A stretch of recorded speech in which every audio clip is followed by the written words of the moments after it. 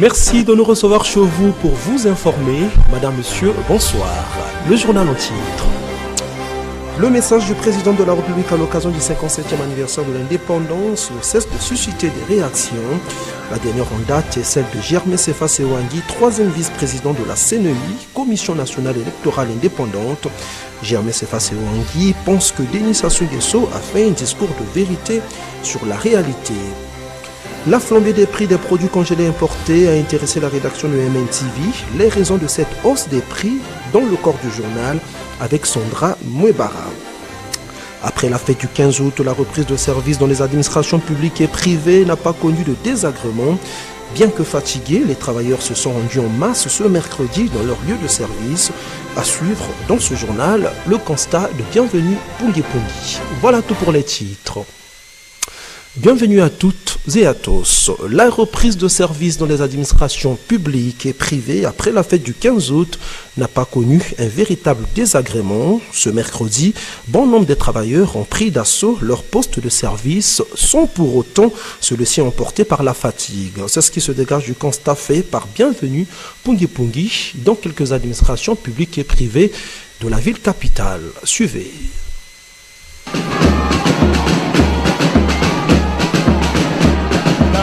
24 heures après la célébration du 57e anniversaire de l'indépendance du Congo, la vie a repris son parcours normal dans la ville capitale. Malgré la fatigue occasionnée par l'ambiance de la fête, ce mercredi matin, la plupart des administrations publiques et privées n'ont pas enregistré des cas d'absence majeure des agents. Ceux-ci ont répondu présents dans leur service et surtout qu'aucun communiqué du ministère du Travail signifiait que la journée du 16 août 2017 devait être considérée comme chômé payé. Ce constat positif est d'ailleurs visible dans quelques administrations telles la Direction générale de Télécom, le ministère du Travail et de la Sécurité sociale, puis le ministère de l'Économie, du Développement industriel et de la promotion du secteur privé. En vérité, personne ne s'est laissé emporter par la fatigue. À en croire le conseiller à l'économie et au développement, Jean Anaclé Mampassi, au lendemain des festivités du 15 août, le repos n'a pas sa place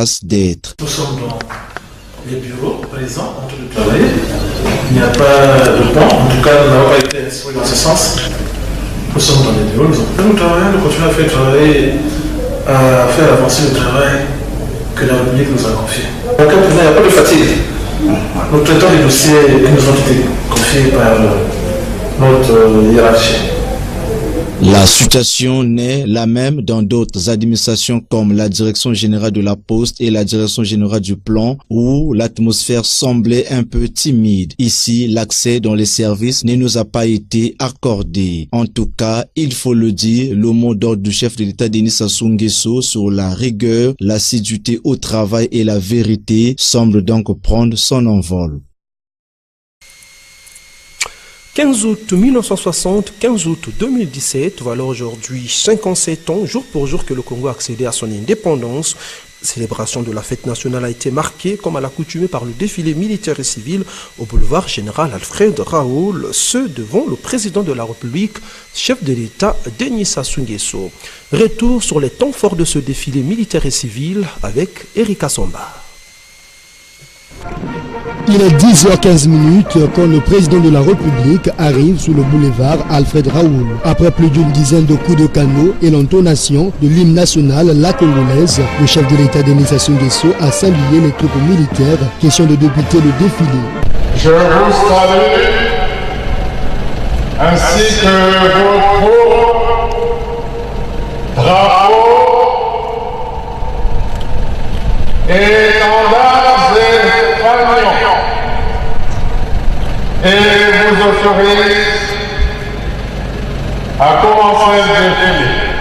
Au total, 2700 militaires, gendarmes et policiers ont battu le macadam du boulevard Alfred Raoul devant le président de la République, ce sous le contrôle du général Jean-Baptiste Nyokolo, commandant des troupes militaires, zone 9. L'un des temps forts de ce parade militaire a été le passage long du groupement Paracommando, un passage adopté depuis 1978 en raison des sacs des parachutistes pesant jusqu'à 11 kg. Le président de la République, ses convives, ainsi que la foule euphorique venue célébrer le 15 août ont eu droit également au défilé motorisé avec des engins blindés légers. Le défilé militaire, précisons-le, a été placé sous le thème « Le sens du devoir et du service ». Fini le défilé militaire, place au défilé civil rythmé par la fanfare kimbanguiste. Des ministères, associations, confessions religieuses ainsi que des partis politiques ont tour à tour donné le ton du défilé civil qui a largement ébahi les foules. Le défilé militaire et civil qui est revenu cette année à Brazzaville après la boucle du programme de la municipalisation accélérée et la fête tournante dans les 12 départements du pays a duré plus de 4 heures du temps. Au terme du défilé, le chef de l'État, Denis Sassou Nguesso, a salué le bon déroulement du dit défilé.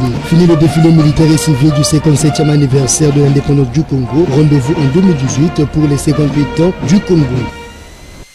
La situation macroéconomique de la République du Congo se dégrade progressivement depuis 2014, ceci à cause de la chute des prix de barils de pétrole sur le marché international.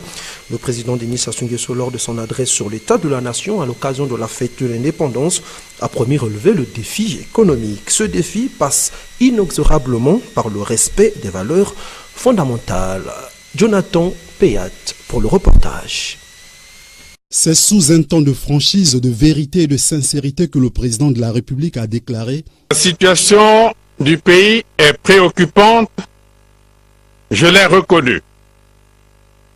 Mais croyez-moi, nous ne sommes pas dans un désastre irréparable. Il n'y a ni faillite, ni banqueroute. La crise sera surmontée. Cette phrase, la crise sera surmontée, donne un nouvel espoir au peuple congolais qui semble orienter leur entendement sur cette crise qui détériore progressivement l'économie congolaise depuis 2014. Elle atteint ainsi tous les secteurs de l'économie nationale, précise le président, car, dit-il, lorsque l'économie est malade, le social court le grave risque d'être à son tour contaminé. Pour faire face à cette crise, le président a rappelé aux syndicalistes que des grèves intempestives ne rétabliront pas les équilibres macroéconomiques nationaux. Non plus, ces grèves contribueront à la remontée des prix du baril du pétrole. Mais pour ce faire, le président a indiqué: il nous faut simplement nous organiser, mieux nous organiser, à tous les niveaux de la société, du sommet à la base de l'État. Il nous faut nous attaquer aux dysfonctionnements, aux faiblesses, à toutes les causes qui ont conduit à la rupture des équilibres fondamentaux de notre société. Il nous faut renouer avec les valeurs fondamentales, sans lesquelles toutes nos prétentions et résolutions de bonheur, de bien-être et de prospérité ne seront que des vœux pieux. Ainsi, le président de la République a affirmé que les Fonds monétaires internationaux et d'autres partenaires s'engagent à accompagner le Congo pour sortir de cette crise. Le discours du président de la République sur l'état de la nation le 14 août dernier n'a pas laissé indifférents certains Brazzavillois qui ont suivi avec attention cette adresse du chef de l'État. C'est le cas de Cephas Sewangi, troisième vice-président de la Commission nationale électorale indépendance, CNEI, qui pense que Denis Sassou Nguesso a fait un discours de vérité sur la réalité. C'était au cours d'une interview qu'il a accordée à Ulrich Adjobi. Suivez. Notre pays connaît des difficultés réelles. Vous devez le savoir. Personne ne doit les dissimuler. Ces difficultés étaient au départ financières et gagnent aujourd'hui le champ économique en général. Le point sur la crise financière au Congo, voilà entre autres points qui a retenu l'attention de Cephas Sewangi dans le discours de Denis Sassou Nguesso. Abordant dans le même sens que le président de la République, le quatrième vice-président de la CNEI et membre influent de la société civile congolaise pense qu'il est temps que les Congolais reprennent conscience. Mais c'est aussi l'occasion de réfléchir sur le devenir du pays. Et le devenir du pays passe par la résolution et par l'effort conjugué pour surmonter les obstacles qui peuvent se dresser devant nous. Or, là, la situation du pays est critique et cela nécessite d'abord la prise de conscience de tous. L'arrivée imminente des experts de la Banque mondiale au Congo, comme l'a annoncé Denis Sassou Nguesso, est une bonne nouvelle, a signifié Sefa Sewangi, car elle pourra aider le pays à faire face à la crise. Quand le président de la République parle de la mobilisation, mais la mobilisation, d'abord pour nous-mêmes les Congolais, non c'est les partenaires du Congo qui doivent nous aider. Et au nom de nos partenaires, vous avez les Nations Unies et vous avez le Fonds monétaire international. Sur le volet politique, Sefa Sewangi pense que la démocratie n'est pas une simple machine, mais il s'agit d'un long processus qui est toujours émaillé d'imperfections. Le président nous fait entendre que notre pays s'est déjà engagé sur la voie de la démocratie. Et il faut avoir à l'esprit aussi que la démocratie n'est pas une machine qui fonctionne toute seule. Une fois qu'elle a été mise en marche, selon les règles et un certain nombre de procédures, la démocratie se construit. Et se construit de façon méthodique.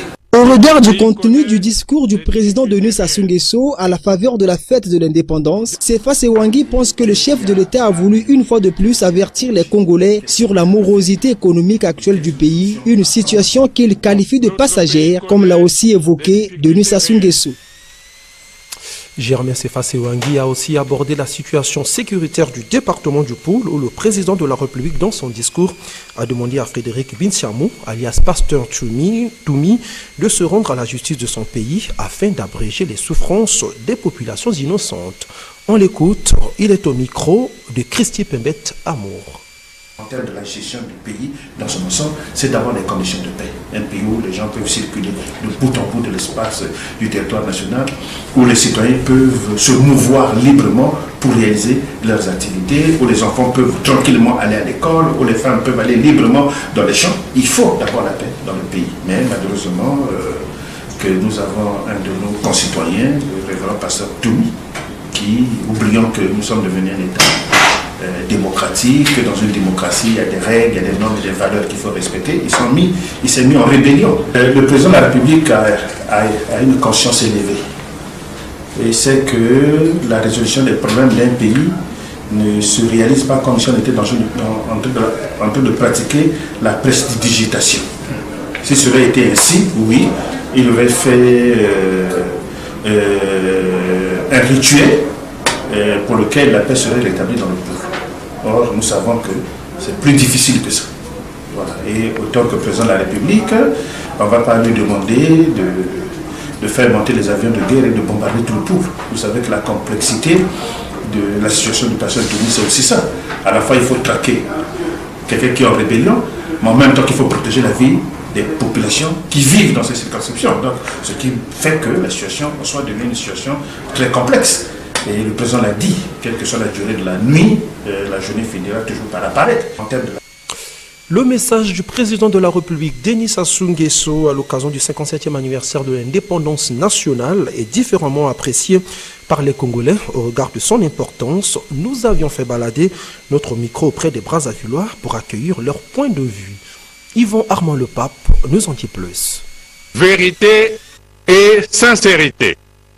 Au nombre des annonces faites par le chef de l'État, Denis Sassou Nguesso, dans son discours à la nation, figure en première place la situation de la crise économique et financière qui frappe le Congo depuis 2014. À Brazzaville, certains citoyens félicitent le chef de l'État pour avoir été franc envers ses compatriotes. Ce que j'ai beaucoup aimé dans le discours du président de la République, d'abord c'est quand il a parlé de la vérité. C'est cette vérité-là que les Congolais ont tant attendu.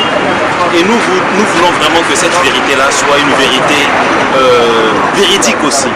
Il faudrait qu'on nous dise la vraie vérité. Il ne faudrait pas qu'on nous cache un certain nombre de choses qu'on devait peut-être dire. Et ce qu'on doit vraiment nous dire, qu'on nous le cache. Par exemple, quand on parle du baril du pétrole, qu'aujourd'hui on fait une chanson à la télévision, on nous dit toutefois, voilà, le baril du pétrole a augmenté, a baissé. Ça c'est bien.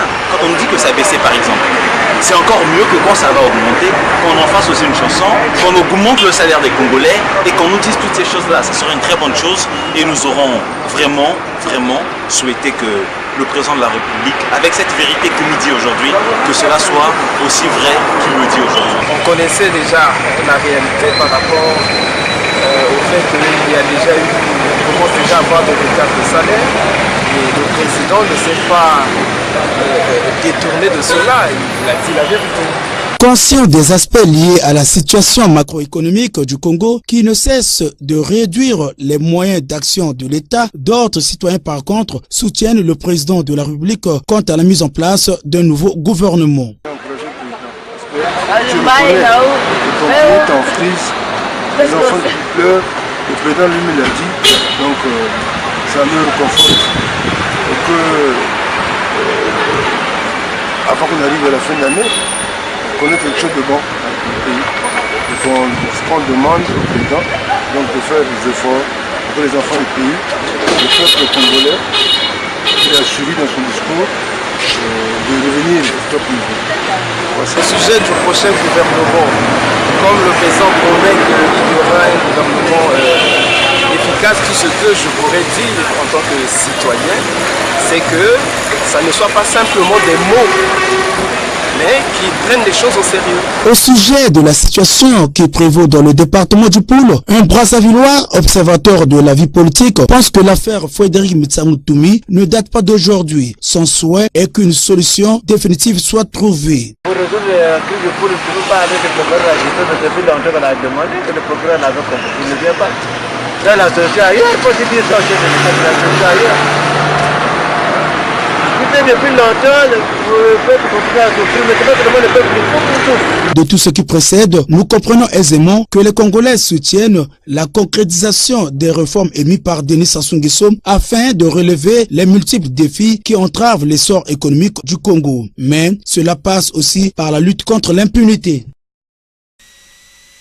Revenons sur la fête du 15 août pour dire que juste après le défilé civil et militaire, les forces vives du 6e arrondissement Talangaï se sont retrouvées au rond-point Ebina à la faveur d'une soirée culturelle organisée par l'administrateur maire du 10 arrondissement, Priva Frédéric Ndeke. Question de célébrer avec beaucoup de vivacité la fête de l'indépendance. Bienvenue au Pungi Pungi. Après le défilé militaire et civil réussi, marquant la célébration du 57e anniversaire de l'indépendance, la fête s'est poursuivie dans les arrondissements, notamment à Talangaï, avec une soirée culturelle au rond-point Ebina. Ici, les ensembles traditionnels tels Banabateke, Ngulayo, Misep Entreprise 2000 se sont rivalisés d'ardeur pour marquer l'événement. Ce, devant l'administrateur maire de Talangaï, Priva Frédéric Ndeke, en présence de plusieurs invités dont les parlementaires et conseillers municipaux. À en croire Priva Frédéric Ndeke, cette initiative est une manière d'inviter la population de Talangaï à festoyer cette fête avec ferveur car c'est un jour important pour le Congo. Il est important pour moi de vous rappeler qu'aujourd'hui est un jour particulier. Particulier parce que vous êtes sans ignorer qu'il s'agit bel et bien de l'indépendance de notre pays, notamment les 57e anniversaire. Indépendance, symbole de liberté.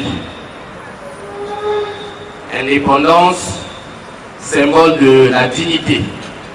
C'est aussi dire aux populations du Talangaï qu'en dépit du grand défilé civil et militaire qui s'est tenu au boulevard Alfred Raoul, il était tout à fait important pour nous de faire vivre au sein de notre arrondissement cet événement aussi important.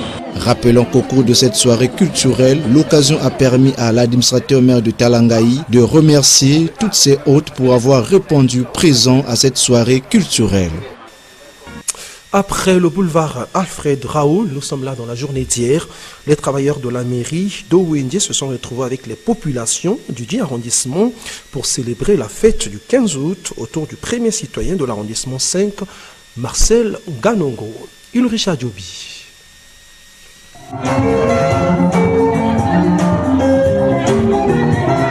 C'est sous cette ambiance festive que la mairie du 5e arrondissement a vibré aux couleurs de la fête de l'indépendance. Dans la cour du siège communal, agents de la mairie et population de Windsor ont exprimé leur joie de la liberté sur l'ambiance du groupe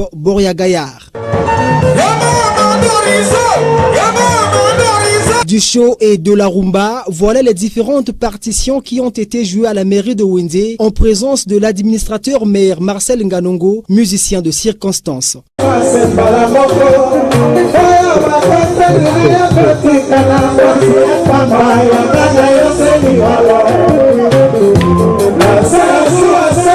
Des moments de retrouvailles sans précédent qui traduisent l'unité entre le maire et la population de Wende pour ce 57e anniversaire de l'indépendance du Congo.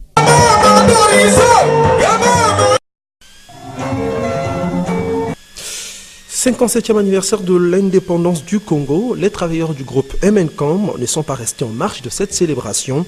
Ils se sont retrouvés au siège de MNCOM, question de festoyer en symbiose et en harmonie. Yvon Armand Le Pape pour le reportage.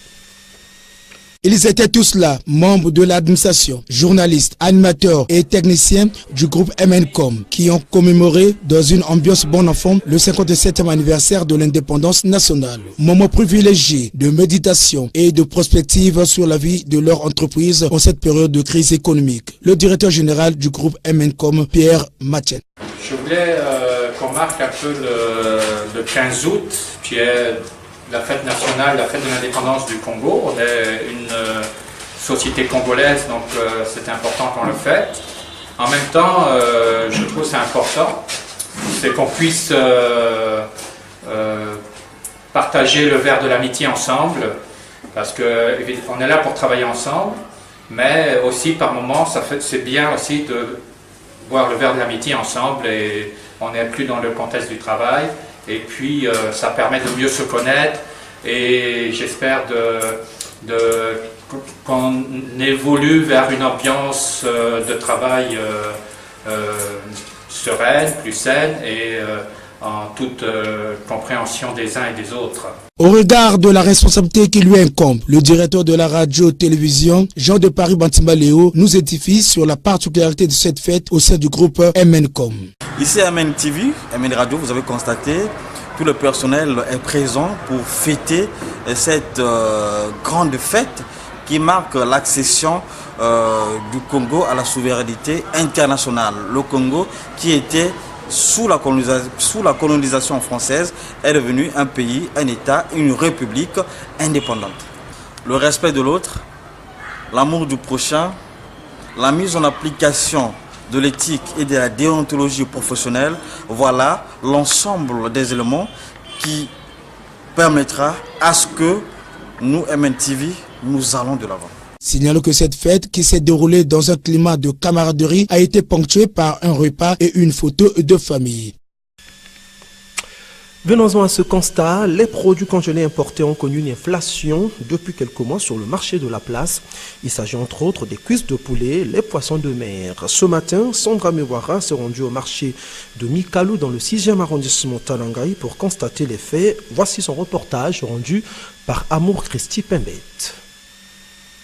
Le panier de la ménagère connaît de plus en plus de difficultés ces derniers temps à Brazzaville. Ce constat est d'ailleurs visible au marché Tembenambanda, au quartier Mikalou, dans le 6e arrondissement de Brazzaville. Jadis à des prix abordables, certains produits congelés ont vu leur prix augmenter. Tenez, le carton des cuisses de poulet vendu à 8 500 est désormais à 11 000 francs. Celui des ailes de dinde qui était à 16 000 francs est aujourd'hui à 9 000, est aujourd'hui à 19 500 et le carton de côte est passé de 13 000 francs à 17 000 francs, pour ne citer que cela. Une situation déplorable qui handicape et met en difficulté de nombreuses familles. Témoignage d'une ménagère.